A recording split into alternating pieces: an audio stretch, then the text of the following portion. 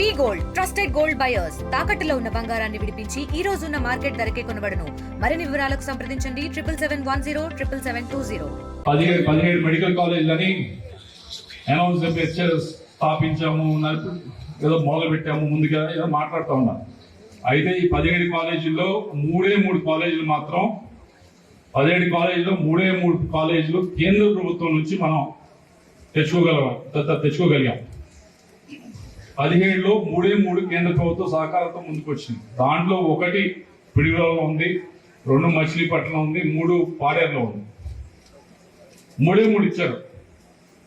ఆ రెండింటి గురించి నేను మాట్లాడలేను, దాని గురించి నా దగ్గర నెంబర్స్ లేవు, ఎంత ఖర్చు చేశారు, ఎంత బడ్జెట్ వేశారు. కానీ దీని గురించి నాకు తెలుసు పూర్తిగా.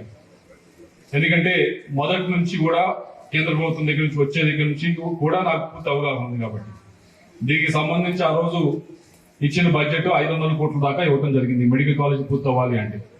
దాంట్లో కేంద్ర ప్రభుత్వం ముందుకు వచ్చి చెప్పింది ఏంటంటే మేము 60% మేము ఖర్చు పెడతాము, 40% రాష్ట్ర ప్రభుత్వం వైపు నుంచి ఖర్చు పెట్టండి అన్నారు. 500 కోట్లతో 60% అంటే ఎంత? 300 కోట్లు, అవునా? అంతే కదా.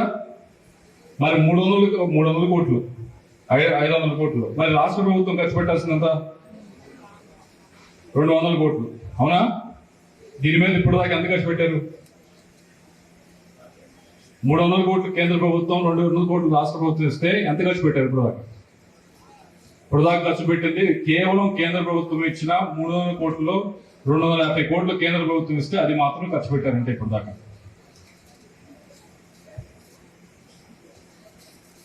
నేను మైక్ తీసుకొని చెప్తా ఉన్నా, మళ్ళీ అబద్ధం చెప్పేది దానికి అదే నేను నలుగురిలో కూర్చోబెట్టి మాట్లాడితే అబద్ధం చెప్పాను తప్పించుకునే అవకాశం ఉంటుంది. మైక్ తీసుకుని అబద్ధం చెప్పలేం కదా, ఇదంతా రికార్డ్ చేస్తా ఉన్నారు, అబద్ధం నేను చెప్పలేం కదా.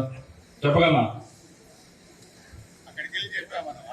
250 కోట్లు ఖర్చు పెట్టింది, 45% మాత్రమే పనులైంది, హాస్పిటల్ కానీ ఇది కానీ. తెలుగులో ఫాస్టెస్ట్ న్యూస్ ఇప్పుడు కొత్త అవతారంలో 5 సెకండ్లోనే పూర్తి వార్తా సమాచారం మీ చేతిలో. సోషల్ మీడియా ట్రెండ్స్ మీ కళ్ళ ముందుకే live TV and voice search options తో ఇప్పుడే డౌన్లోడ్ చేయండి. యాప్ లింక్ డిస్క్రిప్షన్ లో ఉంది.